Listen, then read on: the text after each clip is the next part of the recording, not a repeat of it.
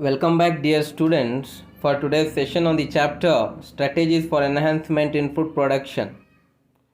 So, the first question we have here is a protoplast is a undergoing cell division without cell wall, without plasma membrane, without nucleus. So, here, my dear friends, first of all, we need to understand that whenever we speak of protoplast, let me tell you that protoplast is a cell which has its cell wall removed.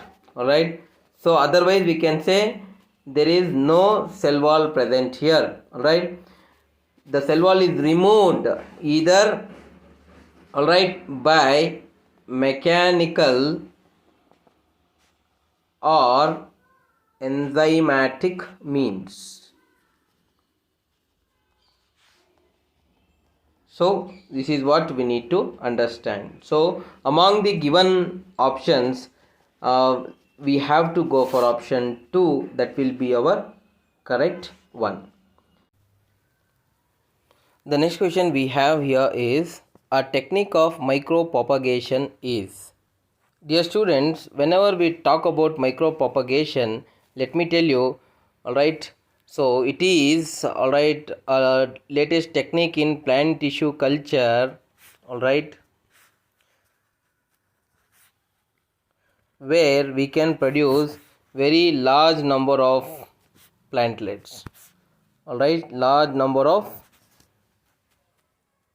plantlets can be produced, my dear friends. Even it can go in thousands as well. Alright, so the plant tissue culture employs a technique of what we call it to as totipotency. Alright, that means from a single tissue the whole new plant can be formed. Alright, and there, what we do here, we select an explant, a part of the plant which has to be propagated. Alright, we select that explant. Alright, so that is the starting material for plant tissue culture. So this explant will be micropropagated. That means to say, my dear friends, in the media, alright, having all the micro and macronutrient growth hormones, this what we call it to as the explant will be placed. Then further this explant, alright, will grow in its size, thallus, like, alright, body will be formed. That would be again cut and distributed into, alright, many other bottles. Alright, so what we call it to as subculturing will be done, my dear friends. Alright, through which continuous subculturing we can obtain thousands of plantlets. Alright, so this is done generally in the plant tissue culture. The plant tissue culture media is called as MS media, alright, or Murashige Basel-Skog media is the media which we use it in plant tissue culture, my dear friends. And furthermore, let me tell you, there is actually, when we talk about micropropagation, we speak about somatic embryogenesis. Alright, so this technique is nothing but it is developing, alright, embryos from somatic cells, alright, from the somatic cells. This is one of the important technique which is involved in micropropagation, my friends. Alright, so anyway, so among the all four given options, that is protoplast fusion, embryo rescue, somatic hybridization, and somatic embryogenesis, the most important here the technique involved is, alright, somatic embryogenesis. So please go for it. Next we have in vitro clonal propagation in plants is characterized by, alright, so PCR, northern blotting, electrophoresis, and HPLC microscopy.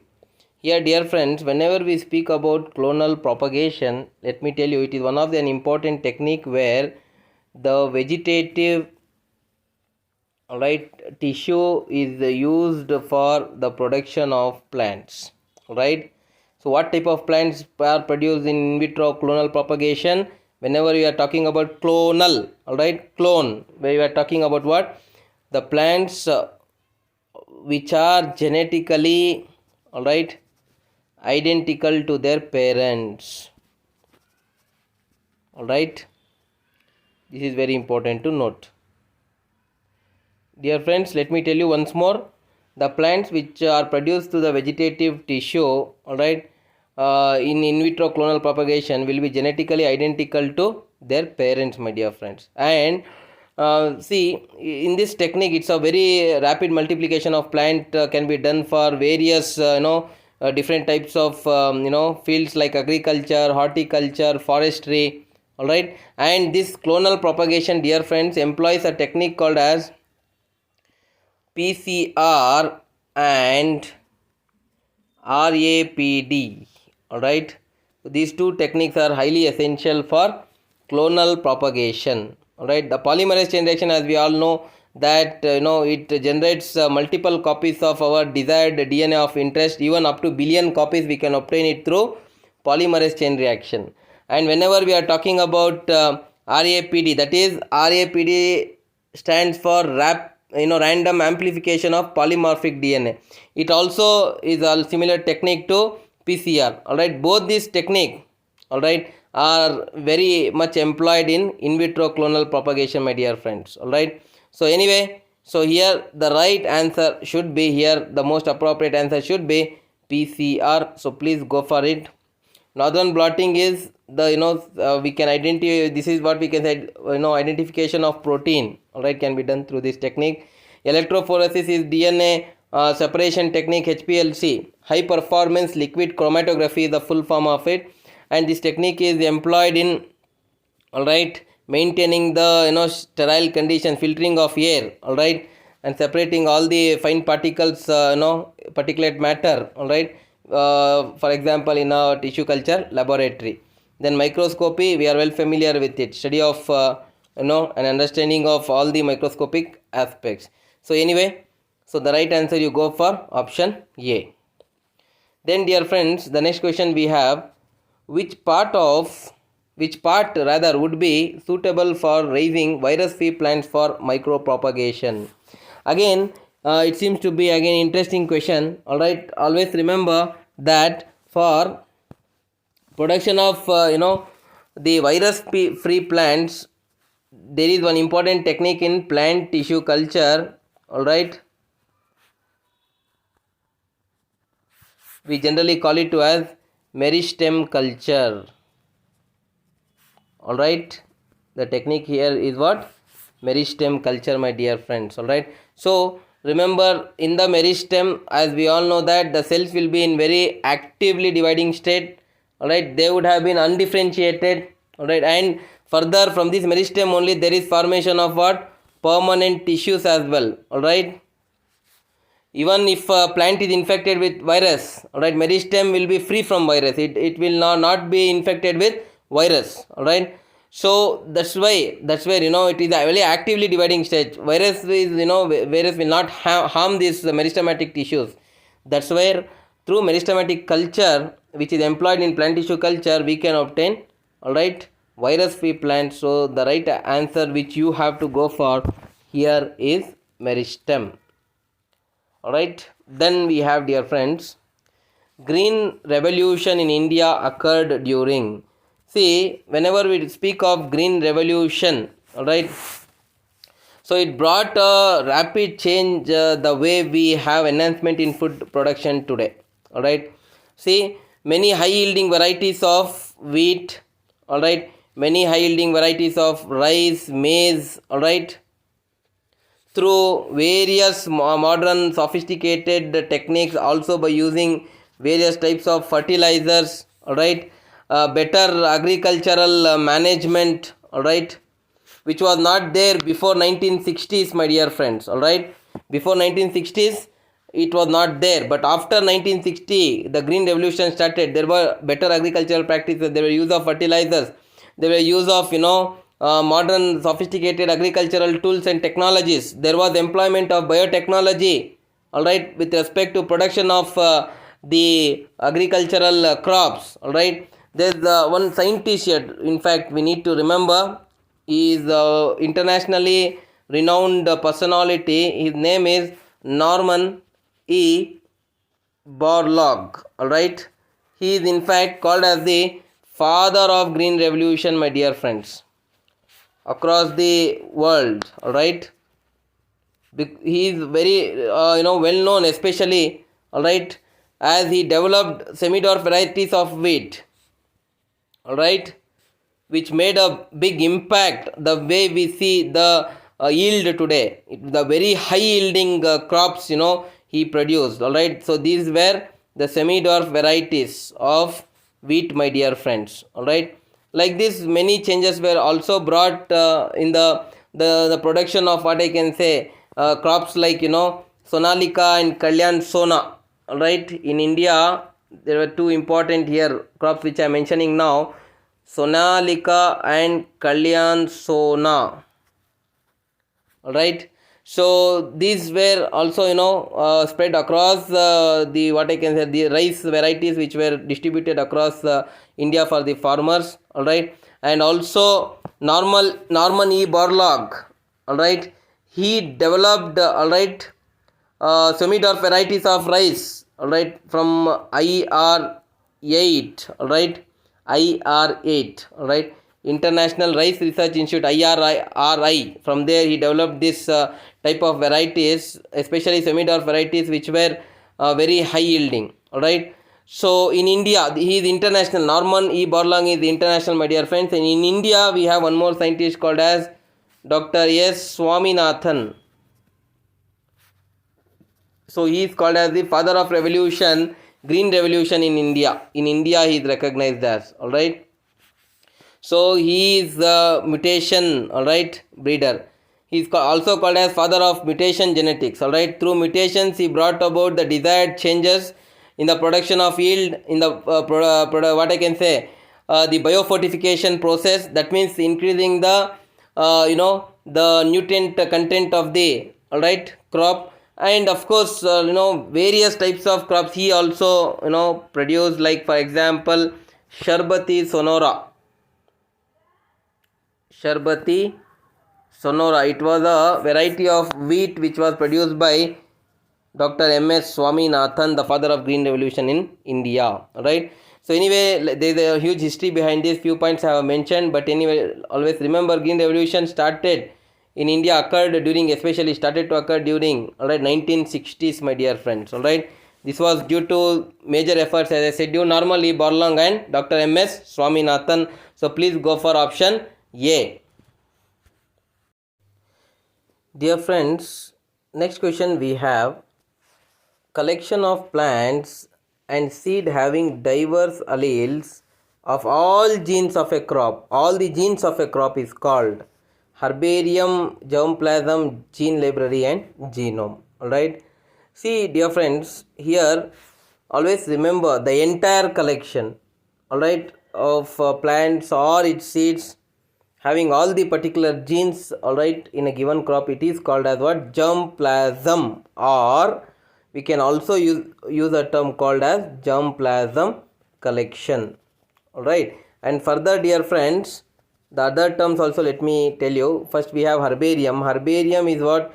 It's a taxonomical aid where we preserve various different types of plants. Alright, gene library, it's a collection of complete DNA from a single organism. All right, and genome, the genetic constitution of an individual. All right, like this. Generally the word germplasm collection is pertaining to the here plants. All right, plants, collection of the plant and seeds having diverse alleles is generally called as what? Of all the genes, in fact we call it a germplasm collection. So please go for option B.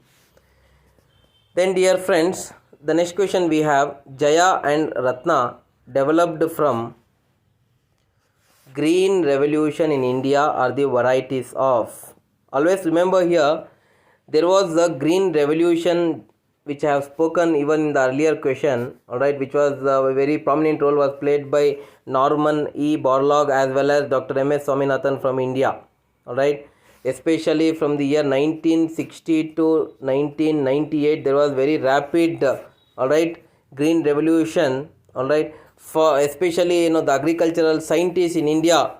Alright, they started to produce semi-dwarf varieties of wheat, rice and also many staple crops of India, and their production was very high.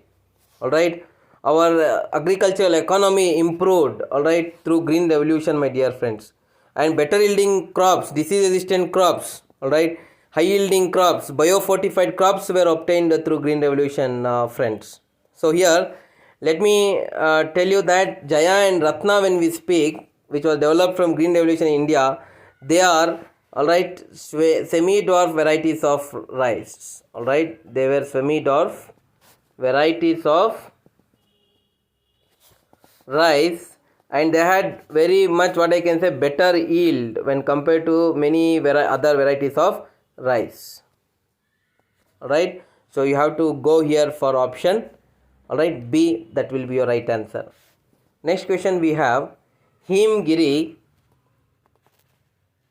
developed by hybridization and selection for disease resistance against rust pathogens, alright, rust pathogens is a variety of, see, Himgiri is a variety of wheat, my dear friends, we all are well familiar with that, and this is very highly disease resistant variety of wheat, friends, alright.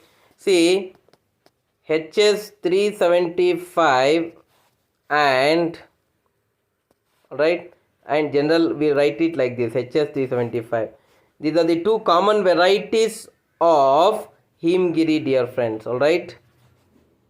And remember, generally this type of variety, that is HS 375, alright, this is generally produced on rain fed area. Wherever there is more rain fed area, we can find this type of Himgiri variety, alright. And further, let me tell you that it is medium, fertility is not so, what I can say, high, but it is just having what, medium fertility. Especially I can say that this can be late sown, alright, late sown. But when we talk about HS 375 general, alright, see, there is some difference in writing here, there is dash here, there is no dash, alright, so that's also a different variety, alright. So this is produced in high altitudes, so of especially North India, dear friends, alright. And note the point is that it will give resistance against leaf and stripe rust, alright, hill bunt diseases and many other diseases as well, alright. So it's a very fine variety of wheat which is resistant against many of the rust pathogens, alright. So go for option D, that will be your right answer. Breeding of crops with high levels of minerals, vitamins, proteins is called, alright.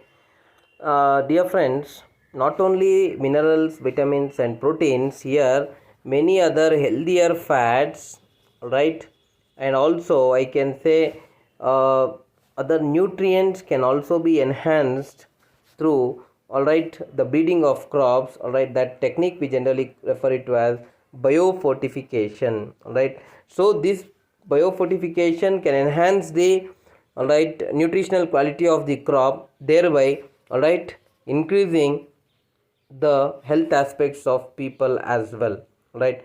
And somatic hybridization, whenever we talk, it is pertaining to generally plant tissue culture, biomagnification, alright, accumulation of what I can say, toxic substances in the environment. We are not talking about that here anyway.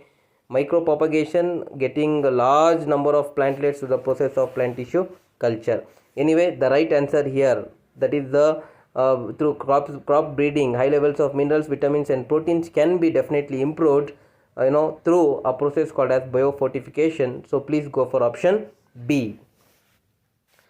Next question we have here is, soma clones are obtained by, see here, genetic variation is present, alright, in the plant cells during tissue culture, alright.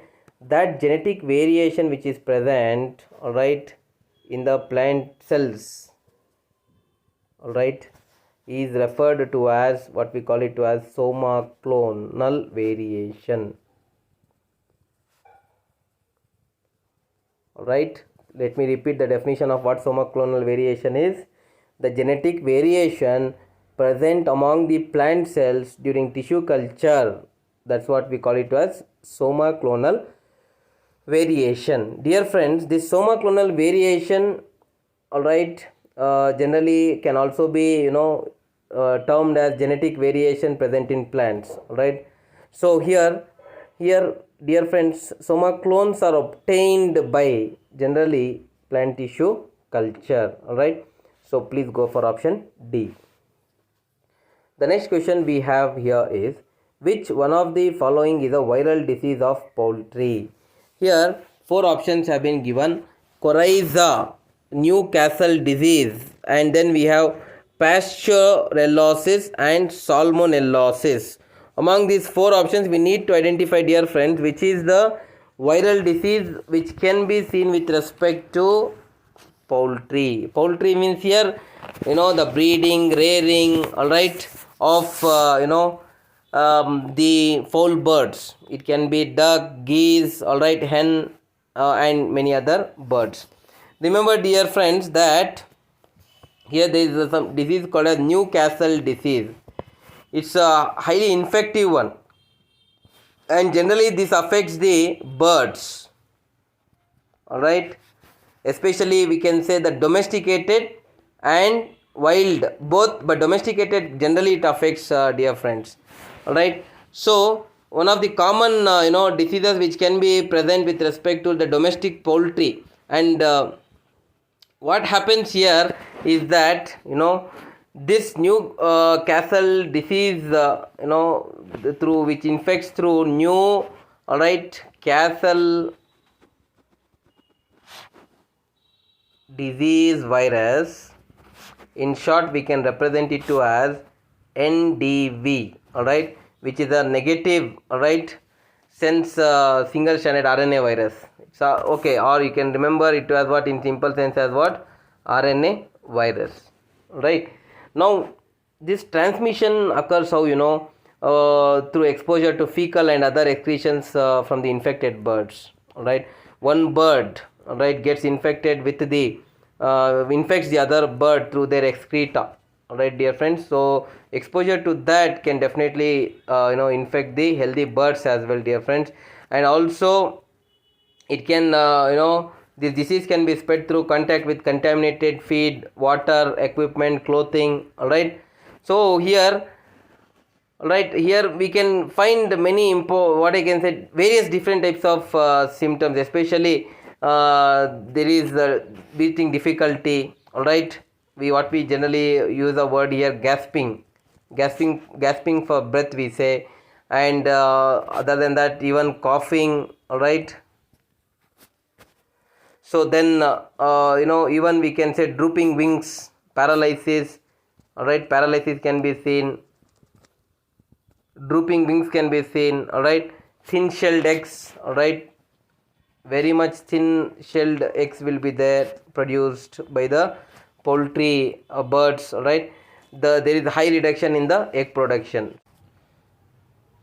Next we have, crop plants grown in monoculture are highly prone to pests, low in yield, free from intraspecific competition, characterized by poor root system. See here, dear friends, monoculture here basically is the destruction of, all right, diverse ecosystem, where many different types of crop plants and other organisms were having very healthy interaction.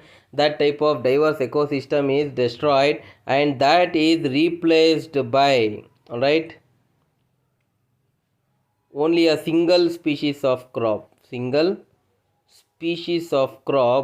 is what we refer it to as the monoculture, dear friends. And here, whenever there is a replacement of a single crop in that destructed diverse ecosystem, remember that there will be depletion of soil, depletion of fruits, vegetables, all right, and there will be more pest, all right, which can cause the damage to the crops, all right. The common thing which happens is what, there is very high, all right, pest infestation and damage of crops due to that, all right. And it requires a very high, all right, amount of chemical spray. So anyway, the right answer which you can go here is option A, that is highly prone to pests. Then dear friends, the next question we have here is three crops that contribute maximum to global food grain production are. See, here remember that across the world, whenever we speak about the staple diet, generally we talk about cereals. All right.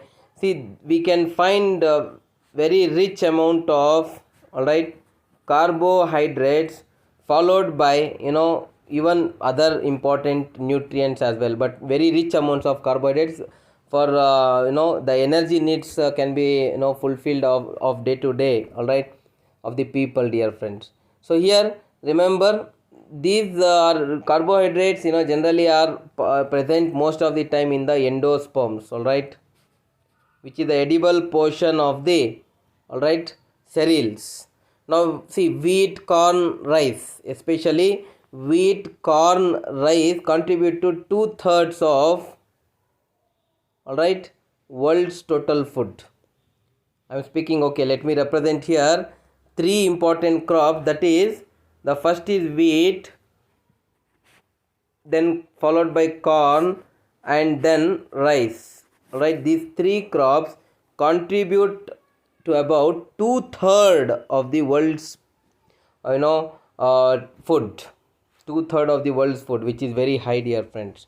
All right, if we just consider rice alone, all right, it probably is consumed as a staple diet by more than 60% of the of the world population rather. All right, so of course maize is also an important crop, which is we generally refer it as kharif crop of India. All right, and that is also an important contributing factor for maximum production.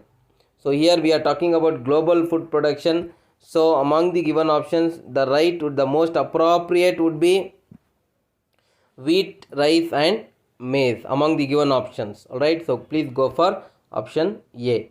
Then dear friends, the next question we have here is, which of the following is generally used for induced mutagenesis in crop plants? X-rays, UV rays, that is 260 nanometers, gamma rays, that is from cobalt 60, and alpha particles are the given options. See dear friends, gamma rays, all right, are produced when unstable atomic nucleus, like for example the cobalt 60, all right, releases energy to gain stability. There are various crops through induced the mutagenesis which have been produced, like Sharbati sonora, all right, Pusa Larma, all right. These two are important varieties of wheat that are produced by treating it with gamma rays from cobalt 60. All right. So anyway, dear friends, so here the right answer should be, all right, option C. Induced mutagenesis in crops can be easily brought about by treating it through gamma rays from cobalt 60 than by others. All right. So please go for option C. Then we have the name Norman Borlaug is associated with. Already I have told you that Norman Borlaug brought about green revolution across the world. He produced various semi-dwarf varieties of wheat and many other crops. His contribution is very noteworthy. He is the father of green revolution. Alright. Globally it is. In India, Dr. M.S. Swaminathan is the father of green revolution, but across the globe, Norman Borlaug, all right, already I have spoken about him. He developed, say for example, Sonara 64, all right, or even let me say Larma Rojo 64, right. Later these varieties of crops were in fact introduced in India as well. All right, so dear friends, his contribution is very noteworthy. He in fact intensive programs he did where he used fertilizers, all right, pesticide management he did, all right, more water management he did, and he brought about high varieties of wheat, all right, like Sonora, Larma, all these are high varieties of wheat. All right, dear friends. So anyway, he is associated with green revolution, dear friends. So please go for option B. The next question we have here is the world's highly prized wool leading Pashmina breed is. Here, whenever we speak about the Pashmina breed, dear friends, remember that it refers to a type of Kashmiri wool. Generally, we refer it to as. All right. Here, many different types of textile, textiles can be made through this Pashmina wool. It is in fact very highly priced, dear friends. All right. What this this wool comes from a special breed of goat. It is indigenous to certain Himalayan mountains of India. All right, Himalayan mountains. So generally we refer Pashmina breed as what? Mountain goat. The scientific name is Capra hircus. Remember this, Capra hircus we represent, dear friends, it as. Alright. So it sheds the winter coat every spring and fleece its caught on thorn bushes. Alright. So anyway, dear friends, one goat sheds approximately 3 to 8 ounces of fiber. That's that point you can note down, 3 to 8 ounces of fiber, and this is very highly priced in the international market. All right, so this is a, all right, Pashmina breed is a goat. Then, dear friends, let us move with the next question. If a diploid cell is treated with colchicine, then it becomes, all right. See, colchicine is an alkaloid. This alkaloid colchicine is extracted from, all right, corm of, or even we can say even seed also we can extract. There is one important plant called as Colchicum autumnale. From this, dear friends, all right, there is the colchicine extraction. All right, this colchicine has property of arresting and breaking spindle. It arrests and breaks spindle fibers, or spindle we can refer it to as. So what happens, so that a cell division without cell wall formation may be affected, leading to what happens here, generally chromosomal doubling can be seen whenever there is colchicine treatment. All right. So the main important function is through what? It arrests the cell division and breaks the spindle. All right, so that this results in the doubling of chromosome number. So whenever colchicine is given, so now they have given diploid cell. So diploid cell will turn into tetraploid. That means 2n turns into 4n whenever there is colchicine treatment. So please go for option B. The next question we have is, which of the following crops have been brought to India from New World? Here, dear friends, remember that New World crops, all right, are those which have their center of origin in America. All right, or they should have originated from America, dear friends. All right, see here, among the given options, see, let me say now first option here is itself correct, because cashew nut as well as rubber, both this, all right, have their center of origin in Brazil. All right, they have been originated from Brazil, which is referred to as what? New World. All right, because Brazil is a part of America. Remember that, dear friends. All right, and then potato is given. Potato here, all right, its center of origin is from Peru. Peru is also the part of America. All right, so all these have been brought to India from the New World. All right, so the right option here should be option A. Triticale is obtained by crossing wheat with. All right, triticale, let me tell you, all right, is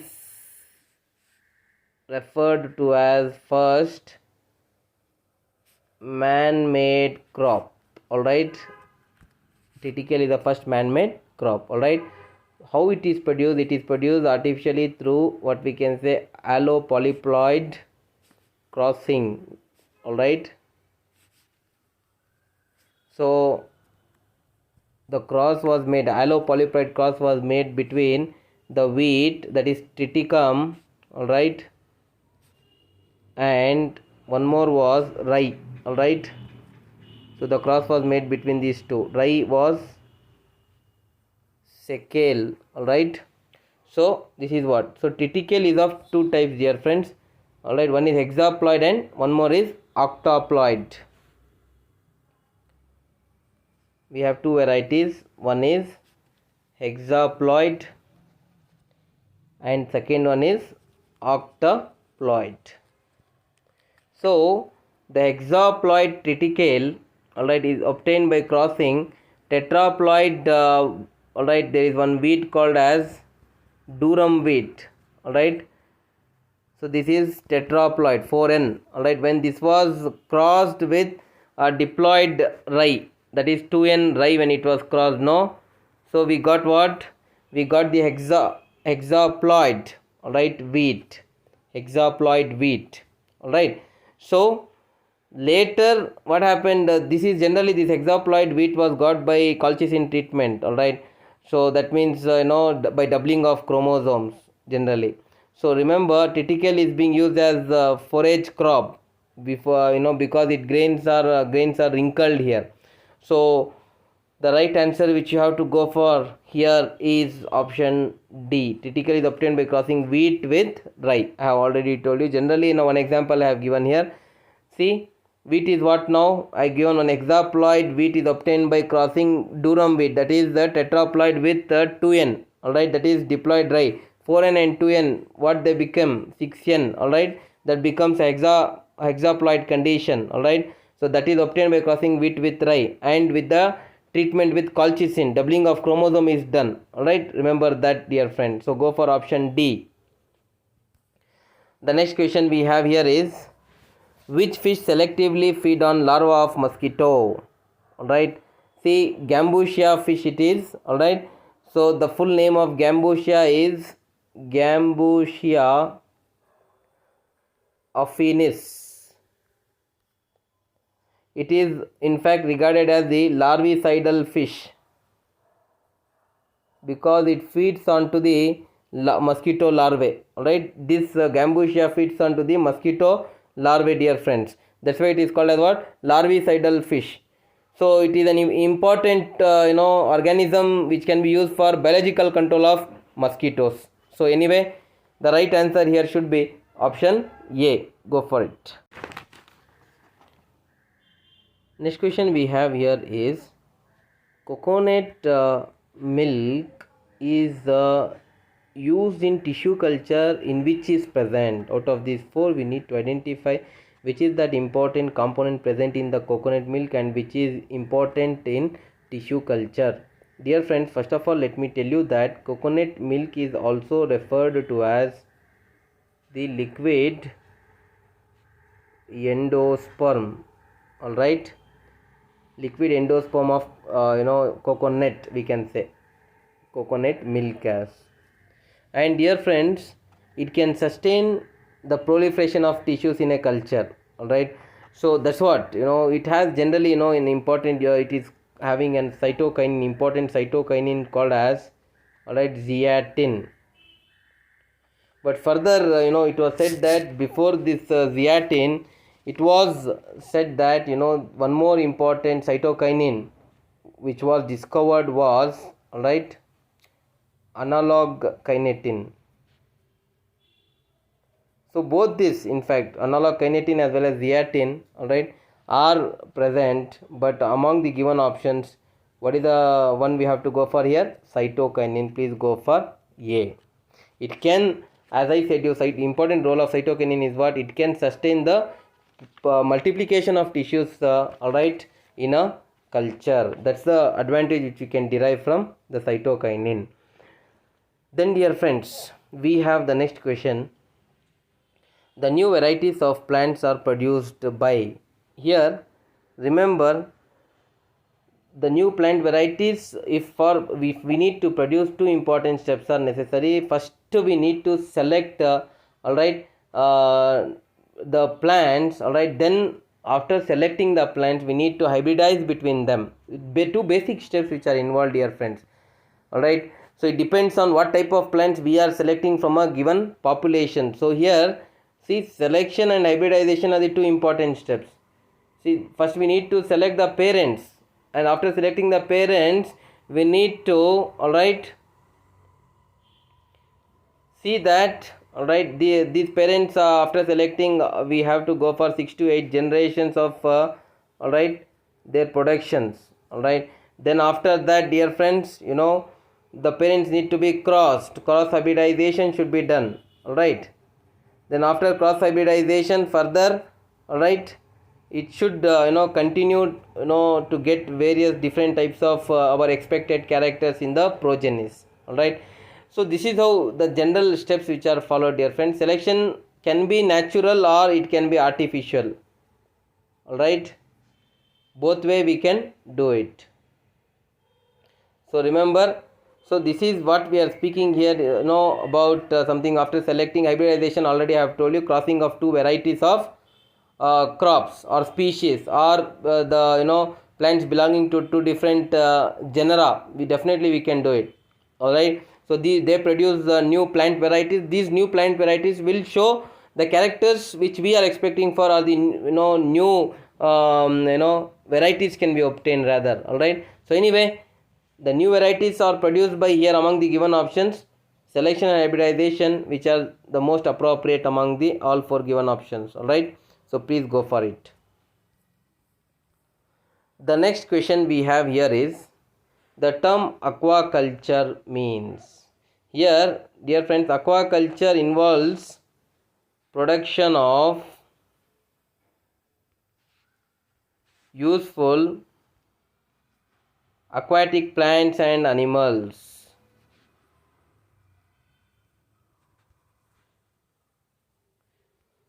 This can be done through aquaculture, dear friends, alright. And see here, we can definitely rear and breed fishes, prawns, alright, shrimps, lobsters, alright, all this. So shrimps, alright, and even crabs, as I said you, even other different types of mollusks, alright. What we need to follow here is what, dear friends, proper method of aquaculture need to be followed, because it is being done in the large bodies of water, alright. The production of fishes is called as pisciculture, alright. There are two different types of pisciculture, what we call it as the, alright, inland fisheries and marine fisheries, alright, dear friends. So marine fishery deals with the fishery pertaining to sea water or ocean, alright. It can be in the coastal region or deep sea fishing. So anyway, dear friends, among the given options, see here 4 options have been given: inland fisheries and marine fisheries. In both, aquaculture is followed. Aspergillosis is not pertaining to any of the aquaculture at all. So among the given options, we have to go for both A and B. So that is D is the answer. The next question we have here is, lifespan of a worker bee is, right. So 6 weeks, 10 weeks, 10 days and 15 days are the given options. Whenever, dear friends, we are talking about honeybees, we can find division of labor. Remember this. That means to say that the honeybees, if you consider particularly colony of honeybees where 40 to 50,000 individuals are present, they can be divided into 3 categories generally. The first is queen, and then we have the drones, followed by the drones we have the worker honeybees or worker bees. So here, alright, the queen is the largest among all the other honeybees. Drones are in between worker and the queen, whereas worker honeybees are the smallest, alright. See, it takes around 21 days for, alright, the egg to develop into adult in case of honeybees, alright. From the egg to adult, if it has to form in honeybees, it will take approximately around 21 days, and the lifespan of a worker honeybee is just around 6 weeks, dear friends, alright. The worker honeybees generally, they, alright, sacrifice their lives for the well-being of the colony, alright. What is their important role? They fetch the nectar. All right. So there are various different types of honeybees we already are well familiar with. There is Apis dorsata, all right, the largest honeybee we say. Then Apis indica, Indian honeybee we have, right. So these are few important aspects you remember, dear friends. And see, queen's role is to just produce the egg after mating with the drones. Drones are males here, and worker bees generally are said that they are generally sterile. All right. So the right answer here should be option A. Please go for it. Then next question we have, pebrine is a disease of. All right.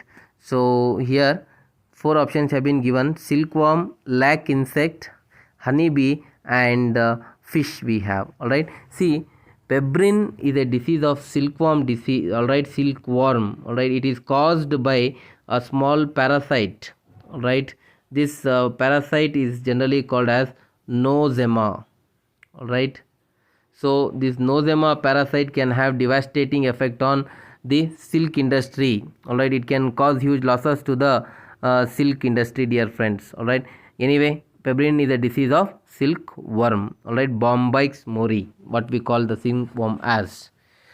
Then, dear friends, the next question we have here is, which one of the following constitutes natural silk? We have 4 options here: nitrogen, magnesium, potassium, and phosphorus. See, what is silk, by the way? Silk is a pasty secretion, all right, of the silkworm, dear friends. This this pasty secretion, the silk, is produced by important gland which is present in the silkworm called as silk gland. All right, and whenever this pasty secretion comes in contact with the air, it becomes hard and forms strong and what I can say pliable silk. All right, so very strong silk, whenever it comes in contact with air, it forms a very tough and strong, all right, the silk. All right, dear friends. So here, let me tell you here, the proteins consists of nitrogen component. All right, and protein is very much rich in the natural silk. All right, so I can say that tough, elastic, insoluble protein is present. All right, around 75% weight. All right, so that's where we can say that out of the given options we have to go for option A. So please go for it. The next question we have here is, the silkworm, silk is the product of, all right, salivary gland of the larva, salivary gland of adult, cuticle of the larva, cuticle of the adult.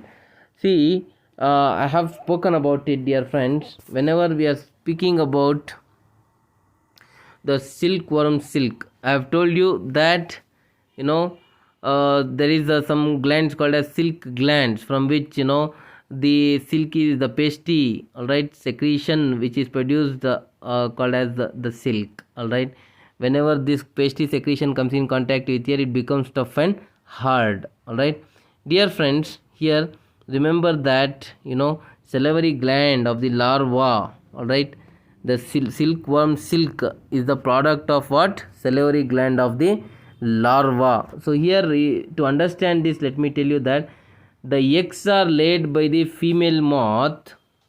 All right, the female moth will lay the eggs. All right, they are rounded and white in color. They are round and they are white in color. The eggs, after 10 days of incubation, 10 days incubation is done. All right, remember this, 10 days of incubation, when it is done, what happens? They hatch into a larva. They turn into a larva called as caterpillar. All right, the larva is referred to as what here? Caterpillar larva. Further, what happens after the caterpillar stage? Right, what happens here? There is supply of food to these caterpillars, and they in fact are voracious feeders. They feed very high. All right, they require continuous feeding. So then what happens, due to their continuous feeding, they grow rapidly. The larva, caterpillar larva, grows very rapidly. Even I can say up till 7.5 centimeter, the caterpillar larva of the silkworm grows. Grows in length up to 7.5 centimeter, and later after it develops 7.5 centimeter, it also develops salivary glands. After the development of salivary glands, it stops feeding. It will not feed further, dear friends. Then what happens? This caterpillar moves to one corner. The caterpillar moves towards a corner. Moves towards a particular corner among the leaves, and secretes a fluid. This fluid, we can say it is obtained, what we call it as in the fine form of silk, in later stages. As I said, when it comes in contact with air, the fluid which is secreted will turn into silk, dear friends. So this is how, and then what happens, the caterpillar forms a covering and turns into cocoon. So this is how, we can say the important aspects about the silkworm life cycle is how it produces silk. We can understand through this. And dear friends, here let me tell you, the right answer here should be the silkworm silk is a product of the salivary gland of the larva. So go for option A. Then dear friends, the next question we have, which among the following is a real product of honeybee? Honey, propolis, pollen and bee wax are the four options which have been mentioned here. See here, remember that bee wax is the real product of honeybee, dear friends, because bee wax is very useful product in beekeeping industry. And let me tell you that the color can be from yellowish to grayish brown. Yellowish to grayish brown, and generally this bee wax is insoluble in water. Insoluble in water, dear friends. So bee wax, let me tell you, is a natural secretion of the worker honeybees especially. And remember that bee wax is used in various manners. It is used in the manufacture of cosmetics, for various other commercial products also, like even paints, creams, plastic works, polishers and lubricants, and many other ways this is used, dear friends. So bee wax, whenever we are talking, it has high commercial value. The real product of honeybee, we generally say to as what? Bee wax only. So see, because bee wax is a mixture of nectar, pollen, cane sugar and saliva of honeybees. All these four will be there. See, let me represent here. See, whenever we are talking about bee wax is the mixture of nectar, pollen, then cane sugar, followed by the saliva of honeybees. So these four important aspects you need to remember, dear friends, with respect to the composition of bee wax. So anyway, so the right answer here pertaining to question number 29 should be option D. The last question of today's session is, which crop variety is not due to induced mutation? Not due to induced mutation. Four options have been given: Remai of rice, Prabhat of arhar, Sharbati Sonora of wheat and Aruna of castor. See, dear friends, remember that Aruna of castor is a type of crop which is not due to induced mutations. Not due to induced mutations, dear friends. That should be noted. We are not bringing artificially the mutations to various mutation producing chemicals or other radioactive substances, but here among the four options, Remai of rice, Prabhat of arhar, Sharbati Sonora of wheat can be due to induced mutation, but not Aruna of castor. So you have to go for option D. So that is it for today. So thank you for your patient listening. Please do follow up with the upcoming classes as well. So I end the session here. Thank you very much.